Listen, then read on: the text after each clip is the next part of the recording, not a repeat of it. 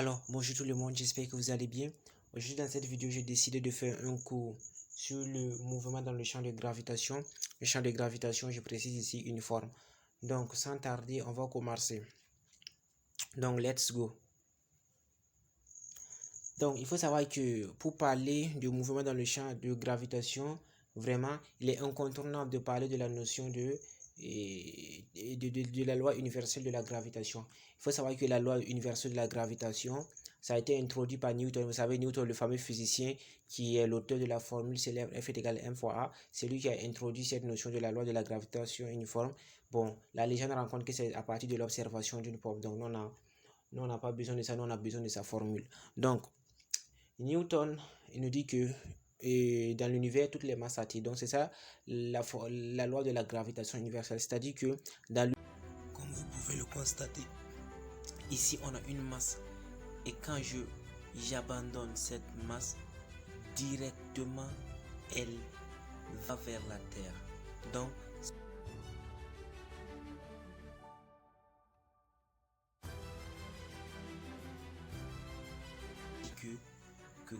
que c'est la Terre qui attire cette masse.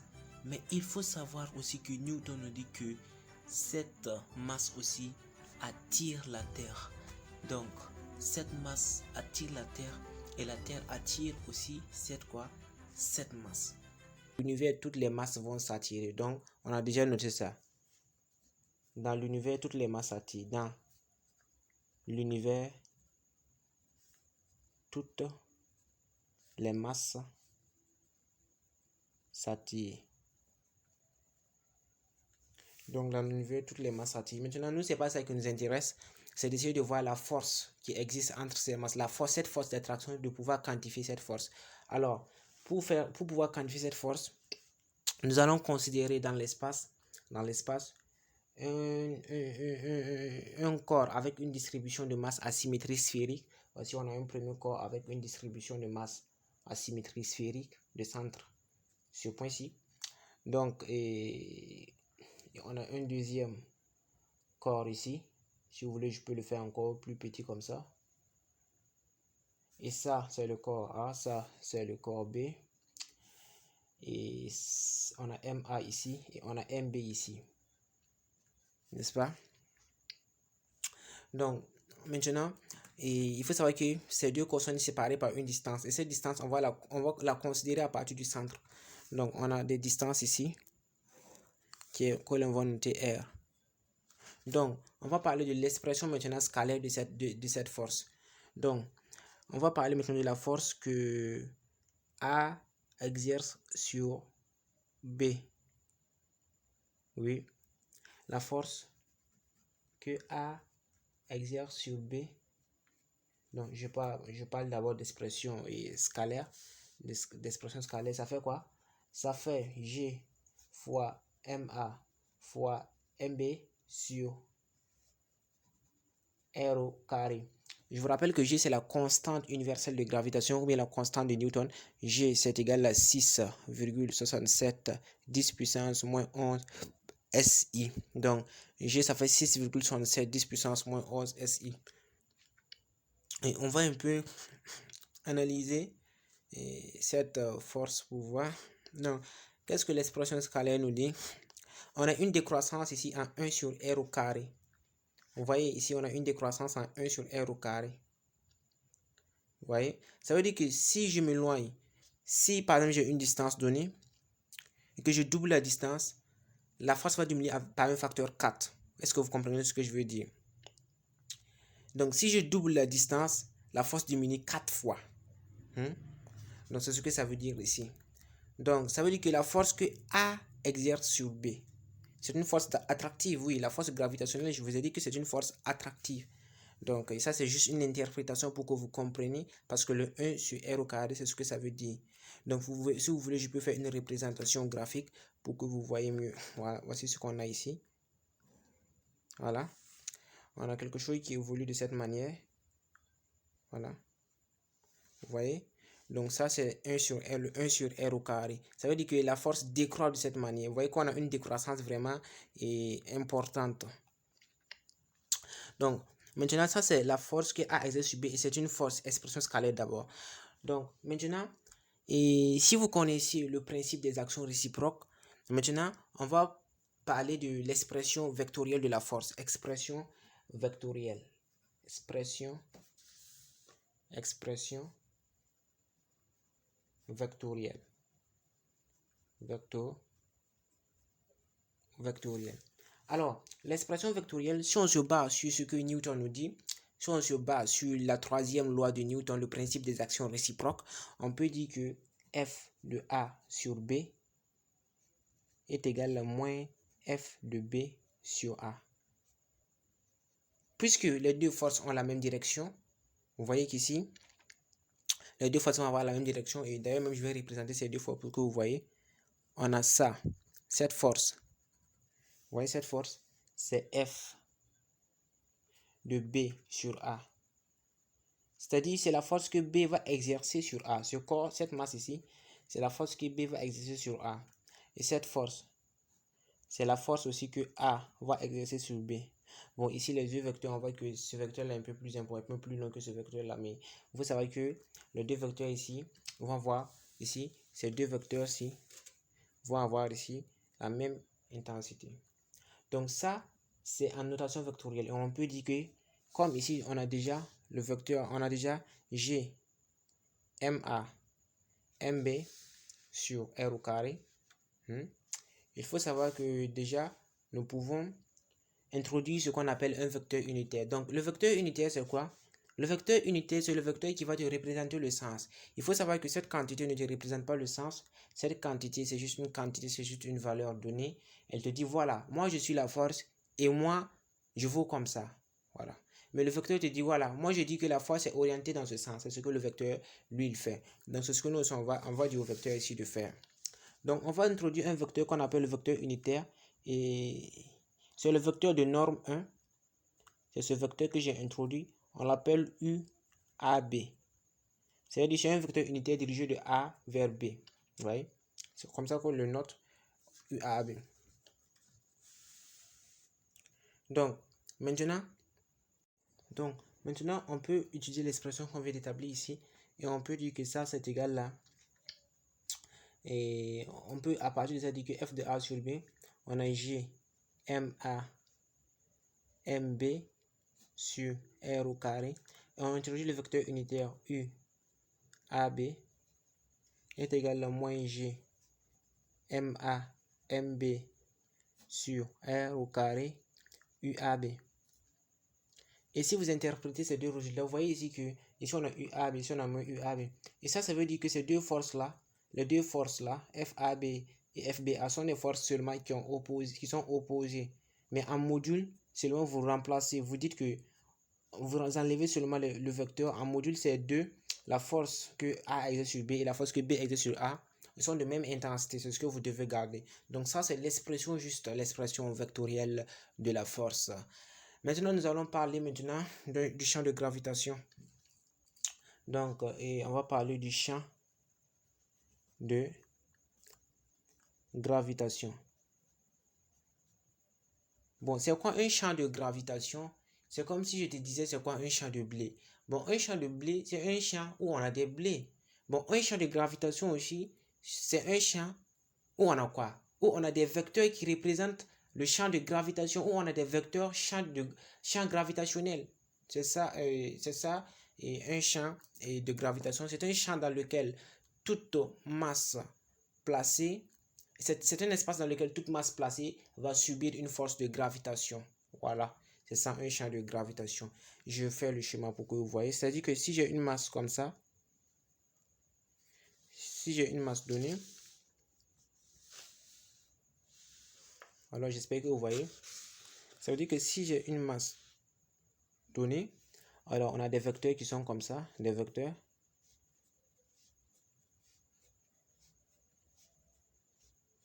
Voilà, ici on a la masse grand M.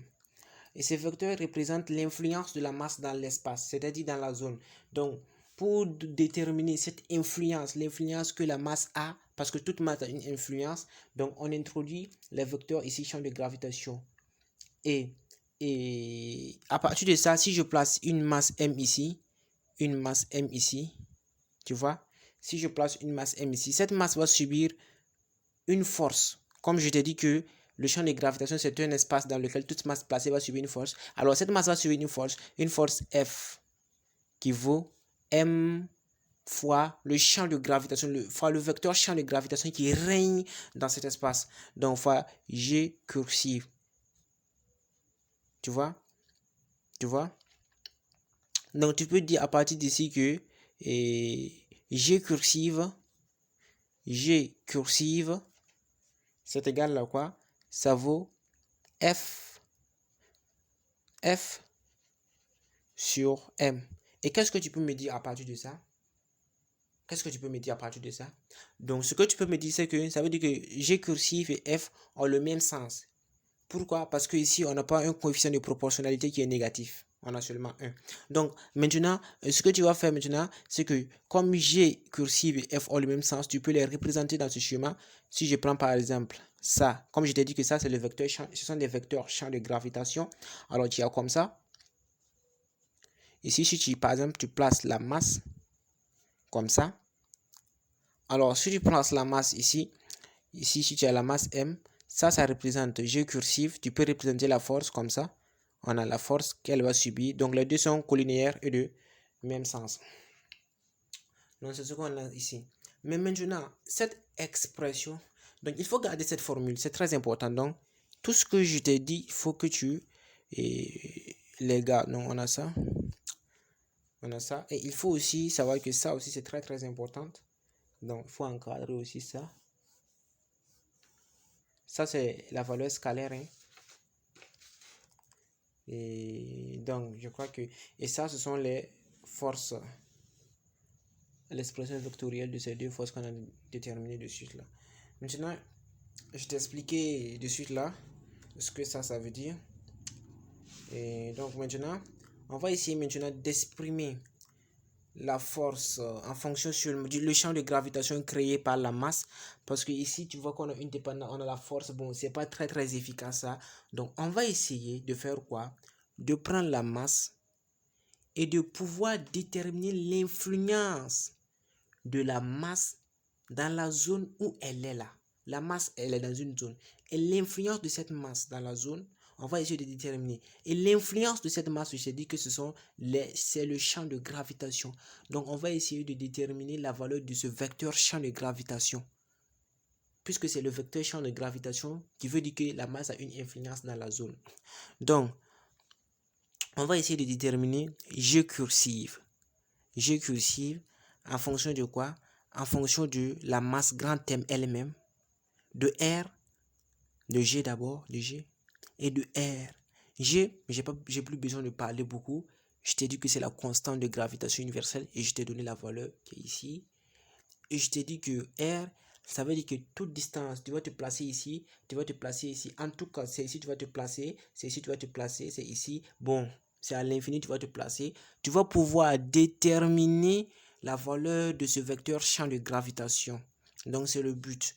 Donc, le but, c'est de déterminer maintenant la valeur du vecteur champ de gravitation.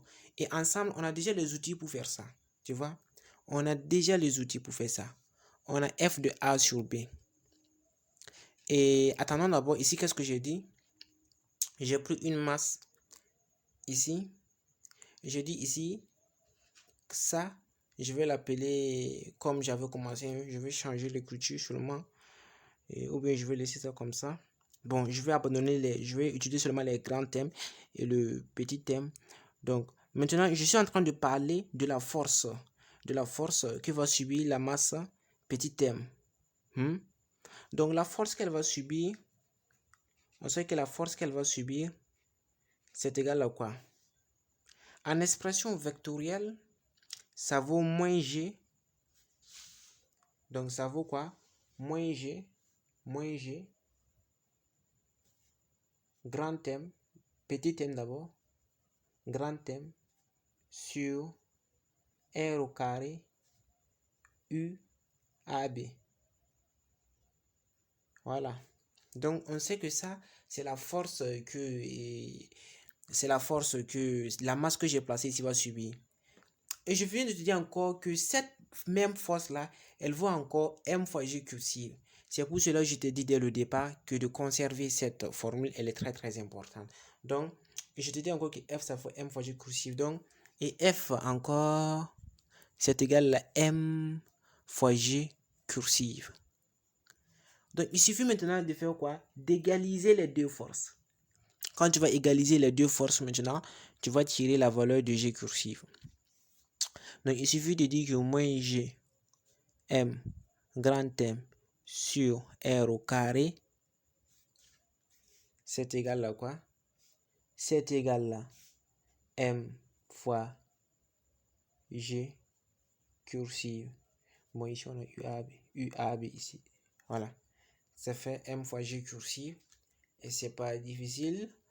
Et maintenant, tu vas essayer de tirer G cursive. Donc, quand tu vas tirer G cursive, comment tu vas faire? Donc, G cursive maintenant. G cursive, ça vaut moins G. N'est-ce pas? Grand M sur R au carré. R au carré. UAB. Donc, je crois que c'est comme ça. Donc, tu vois ici, on a exclu cette masse. On a une indépendance. On n'a plus besoin de la masse de l'objet qu'on a placé ici. Donc, on a pu déterminer maintenant l'influence de cette masse grand M en fonction de elle-même, sa quantité de matière. Parce que la masse, c'est la quantité de matière. Donc, en fonction de ça. Donc, on a grand M R au carré. Donc, ça veut dire que si je me place ici, je suis capable de déterminer l'influence de la masse ici. Si c'est ici aussi, je suis capable. Et même si c'est à l'infini, je suis capable. Bon, peut-être qu'à l'infini, ça devient nul, ça devient 0. Puisque, tu vois, ici, je vais mettre... Et R va devenir très, très grand. Donc, un réel sur l'infini.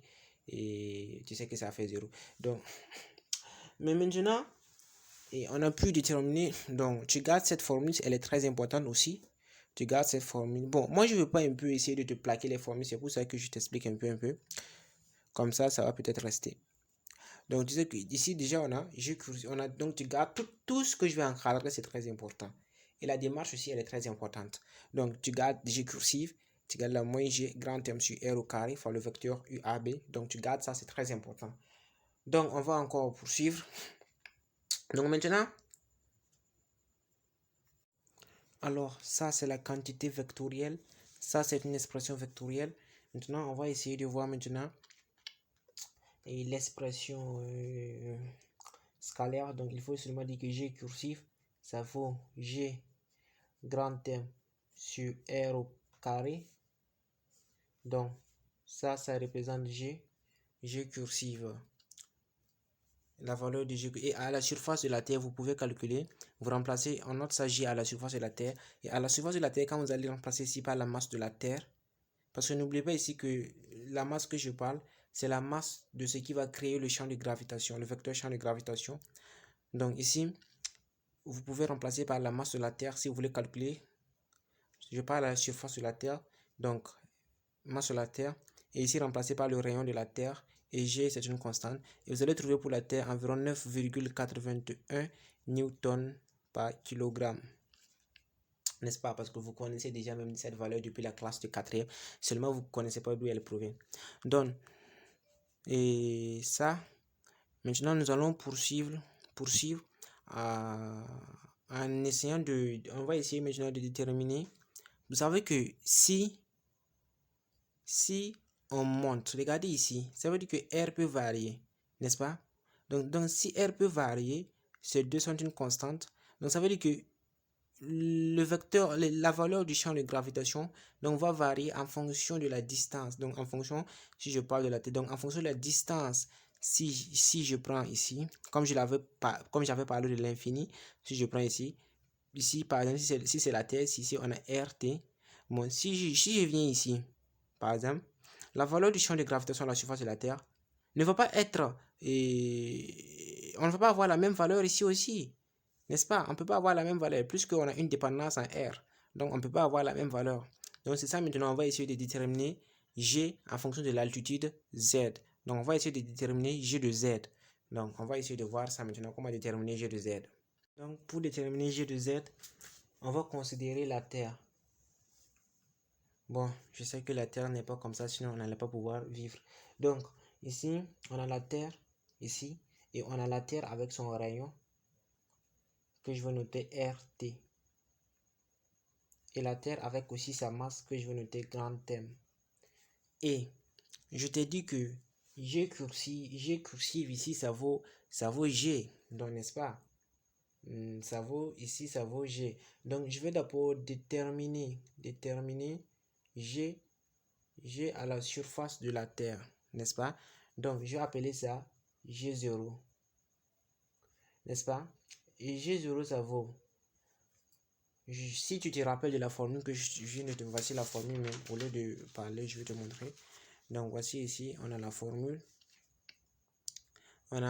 Donc, il faut utiliser G, MT et R carré T. Il faut seulement faire des remplacements. Donc, ici, nous avons G0 qui vaut, donc on va dire G, masse de la Terre, sur R carré Terre. Donc, c'est le rayon de la Terre, quoi. Donc, ça, c'est la valeur de quoi? Ça, c'est la valeur de G0, n'est-ce pas? À la surface de la Terre. Donc, ça, c'est la valeur de G0. C'est-à-dire que si je suis ici, par exemple, si toi tu es ici, c'est-à-dire c'est ce que tu vas sentir, hein? La valeur qui est ici à la surface, ce que tu vas sentir. Donc tu vas sentir une force qui vaut F, ce qui vaut ta masse M multiplié par G0, n'est-ce pas? Donc cette force F qui vaut M multiplié par G0, c'est ce qu'on appelle couramment ton poids. Voilà. Mais ça, c'est si tu es à la surface de la Terre. Donc, maintenant, quand tu t'éloignes de la Terre d'une distance, d'une altitude Z, maintenant, tu vas devenir de plus en plus léger, n'est-ce pas? Donc, comme tu vas devenir léger maintenant, c'est ce que nous allons essayer de démontrer avec le G0 est égal là. Nous allons essayer de déterminer le G de Z là. Voilà, c'est ça notre but là. Tu vois maintenant, si je dis maintenant que tu n'es plus ici, tu es ici. Bon, disons que tu es un astronaute et tu viens ici. Bon, mais tu as porté des casques, donc tu dois t'exploser. Disons que tu es un astronaute et tu viens ici maintenant. Et maintenant, ça c'était RT, n'est-ce pas? Voici RT, j'ai plus besoin d'écrire. Maintenant, toi, maintenant, à partir de la surface de la Terre, tu as encore fait une certaine distance que l'on va noter Z. Donc, tu es situé à partir de ce point-ci. Si je prends ce point-ci comme O, donc toi, tu es situé à une distance RT plus Z du centre O, n'est-ce pas? Donc, on va essayer maintenant de déterminer ici où que tu es là. On va essayer de déterminer G de Z, la valeur du champ de pesanteur là-bas. Donc, il suffit seulement d'utiliser cette expression. Et maintenant, on va parler de G de Z. On va dire que ça vaut quoi? Donc, il suffit de remplacer parce que ici, je parle de la distance. Je considère la distance qui sépare le centre de la Terre et où tu es. Donc, G de Z, maintenant, on va dire que ça fait G MT sur RT plus Z, le tout au carré, n'est-ce pas? Maintenant, tu vois, on a G de Z, ça fait G, MT sur RT plus Z au carré. J'espère que tu as compris ce que j'ai fait. J'ai remplacé seulement la distance ici. Maintenant, parce que ici, c'est la distance au carré. Et la distance, ça fait RT plus Z, le tout au carré. Et maintenant, on va essayer d'exprimer maintenant G de Z en fonction maintenant de... Parce que c'est ce qu'on aime demander dans les exercices.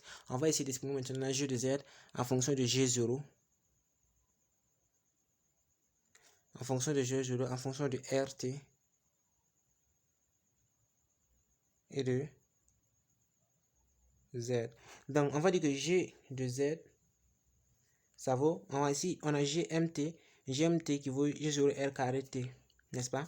Donc, ça vaut G0 R carré T sur RT plus Z, le tout au carré. Et tu peux encadrer ça. Donc, ça veut dire que toi, où que tu es là, tu es ici, n'est-ce pas? Donc, ça veut dire que c'est la valeur du champ de pesanteur là-bas, ici. Donc à partir d'ici, je peux calculer ton poids. Et je vois qu'ici, ton poids ici va être inférieur à ton poids ici. Ça veut dire que ton poids à l'altitude Z, bon, on va dire que P à l'altitude Z va être inférieur à P à la surface de la Terre. Voilà. Ça veut dire que à la surface de la Terre, tu es lourd, quoi. Donc ça, c'est pour que tu comprennes seulement. Parce que moi, si tu comprends, c'est bien.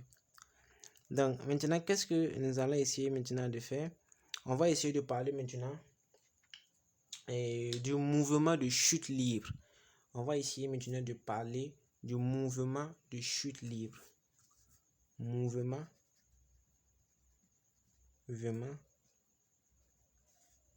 de chute libre.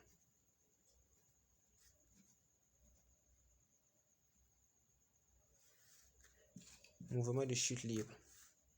Alors, c'est quoi une chute libre, je te demande? Bon, une chute libre, c'est une chute qui est libre. Une chute libre, c'est une chute où l'objet est soumis à une seule force qui est son poids. Tu vois? Donc, par exemple, si je laisse ce bic là, tu peux me dire par exemple que le bic fait une chute libre, mais le bic ne fait pas une chute libre. Tu sais, en plus de son poids, en plus de son poids, on a les frottements de l'air. On a les frottements de l'air qu'il faut considérer. Donc sur Terre, on n'a pas en réalité une chute libre, quoi. Puisqu'on a une chute libre si on néglige seulement les frottements.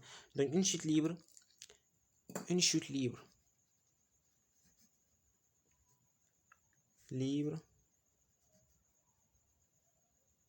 Bon, on dit qu'un objet en chute libre, quoi. C'est un mouvement dans lequel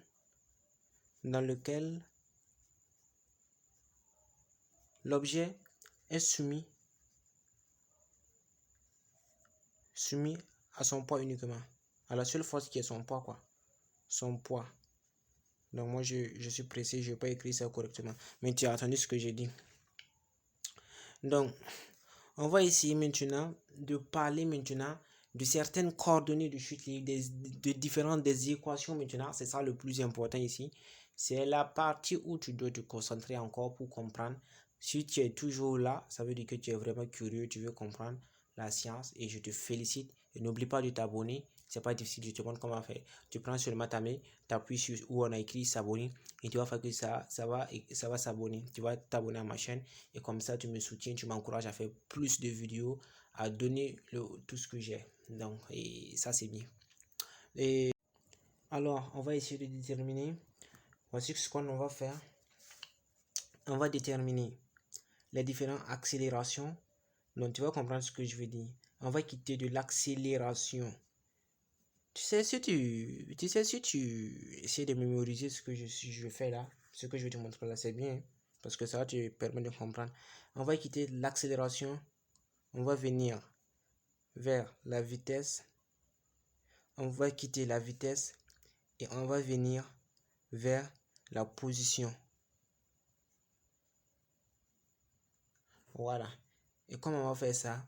En utilisant ce qu'on appelle des primitives. Ou bien tu peux dire intégrales, des primitives. Tu vois comment c'est facile, hein? Donc maintenant,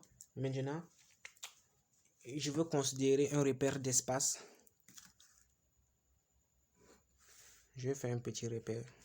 Parce que... Voilà. Un repère d'espace où j'ai une masse M donnée que j'abandonne sans vitesse initiale. J'abandonne, donc je précise ici, on a O. On a O. Ici, je dis, ici on a J. Ici, on a I. Ici, on a K. Et ça fait Y. Ça fait X. Et ça fait Z. Voilà. Ça, c'est mon repère d'espace. C'est dans ce repère d'espace que j'abandonne une masse M sans vitesse initiale. Et si tu connais la relation fondamentale de la dynamique, et bien sûr tu connais ça parce que J'ai fait plusieurs vidéos même que j'ai appliqué cette formule. Il suffit de te dire seulement pour déterminer l'accélération, pour déterminer les coordonnées, parce que ce sont les coordonnées que l'on veut de l'accélération. Donc tu vas dire seulement que la somme des forces extérieures, ça fait la masse fois l'accélération. Bon, bien sûr, tu vas négliger les frottements ici. Et tu vas dire que la seule force que l'objet va subir, c'est son poids P. Donc, uniquement, tu dis que le poids P. Et tu sais que le poids P, ça fait M fois G. Donc, tu dis seulement que mg est égal à M fois A. Et tu dis seulement que G est égal à A. A est égal à G, G est égal à A. C'est une égalité, ça ne change rien. Donc, et à partir de ça, tu peux déterminer maintenant les coordonnées de ton vecteur accélération facilement. Donc, on a AX, AY, AZ. Tu viens maintenant, puisque si j'arrive à trouver les coordonnées de G, ça veut dire que j'ai trouvé les coordonnées de A, puisque G est égal à A. Maintenant, ce que je fais seulement, c'est de représenter le vecteur champ de gravitation. Ici, c'est sur Terre, c'est pour ça que je n'utilise pas G cursif. Non, G maintenant, et tu vois, le vecteur champ de gravitation est toujours orienté comme ça. Et ici, on considère que c'est uniforme. Donc, tu vois que G maintenant, qu'est-ce que tu vas faire pour déterminer ça?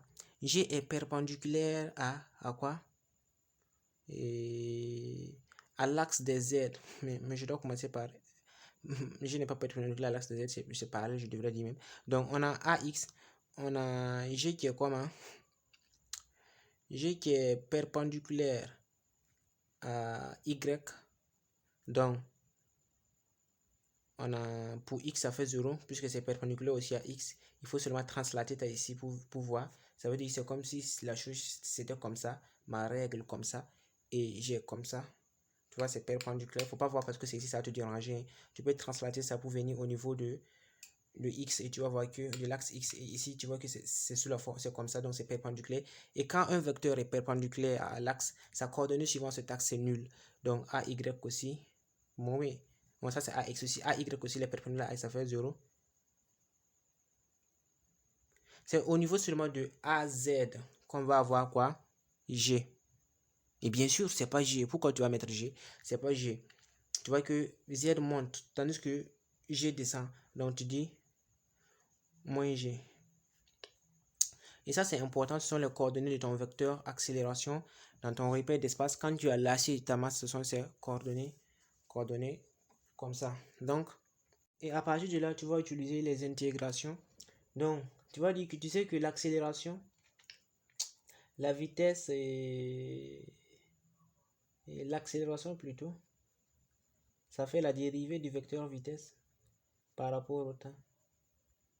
N'est-ce pas? Donc, par intégration, tu vas dire que si je cherche l'intégrale maintenant, une primitive, on va essayer de dire maintenant que la vitesse V, on peut coordonner Vx, Vy, Vz.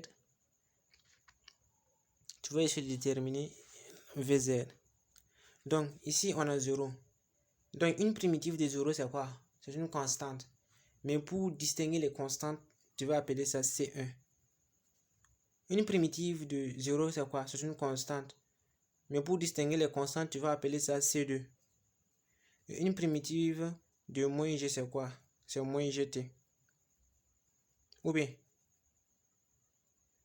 si tu dérives moins GT, tu ne trouves pas moins G.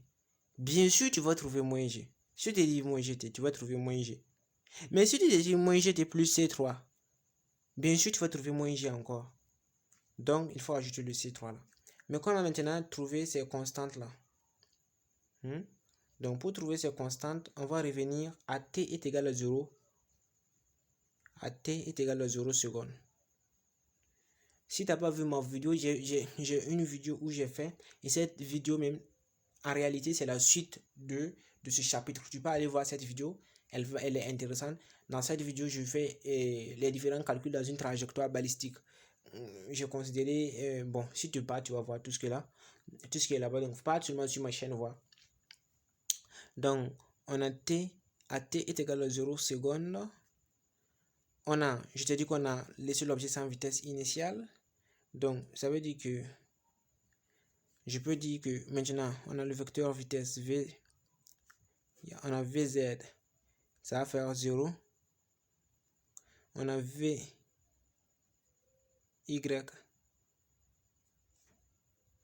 ça va faire 0.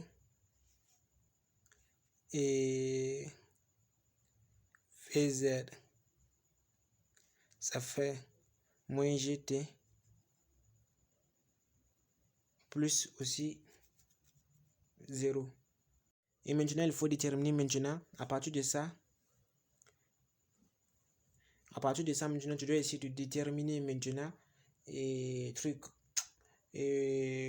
la position maintenant à chaque instant. Donc, tu sais que, donc tu vois comment c'est facile. Dis-moi en commentaire si tu trouves que c'est facile. Donc, tu vois que OM, le fait que OM, on va dire que ça fait de la dérivée et la vitesse plutôt. Ça fait la dérivée de OM par rapport au temps, n'est-ce pas? Donc, à partir de ça, je vais trouver une primitive de la vitesse et je vais trouver la position. Donc, je vais dire que maintenant, OM,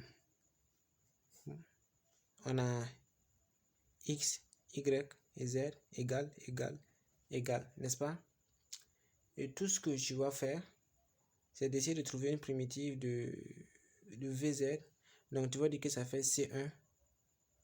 Ici, tu vas dire que ça fait, bon, j'ai déjà C1 sur les deux, tu vas dire que ça fait C combien? C4, C5. Et ici, ça fait moins 1 demi, tu vois bien, moins 1 demi de GT carré. Parce que si tu dérives moins 1 demi de GT carré, tu retrouves moins GT. Donc, moins 1 demi de GT carré plus une constante C6. Excuse-moi, hein, je force, il n'y a plus la place en réalité. Plus une constante C6.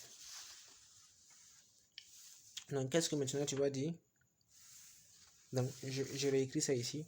On a OM qui fait X, C4, Y, C5, Z, moins 1 demi de GT carré plus C6.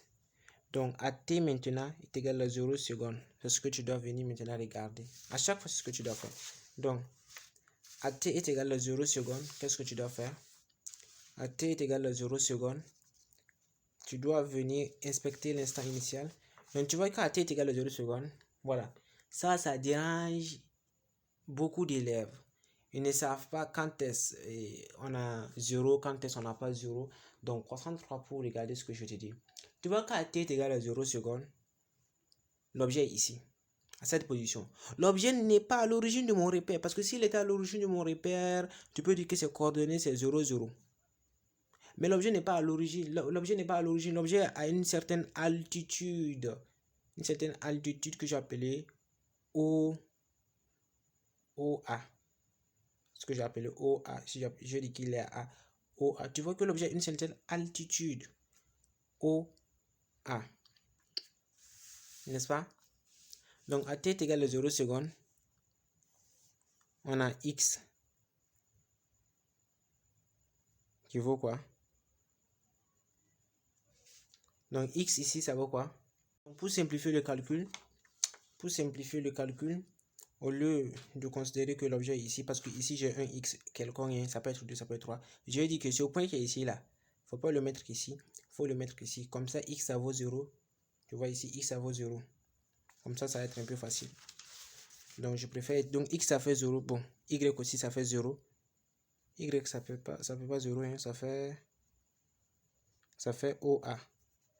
Et Z, parce que Y ça fait OA, ça veut dire OA. C'est situé ici, OA. L'objet, je t'ai dit de déplacer l'objet pour l'amener ici, donc ça fait OA. Donc Y ça fait OA. Et Z ça fait au moins 1 demi de GT carré. Plus la position AT est égale à 0 secondes aussi qui fait OA. Donc c'est ce qu'on a. Et tu peux encadrer ça aussi. Et ça fait, j'ai oublié de ne pas écrire, ça fait le vecteur OM.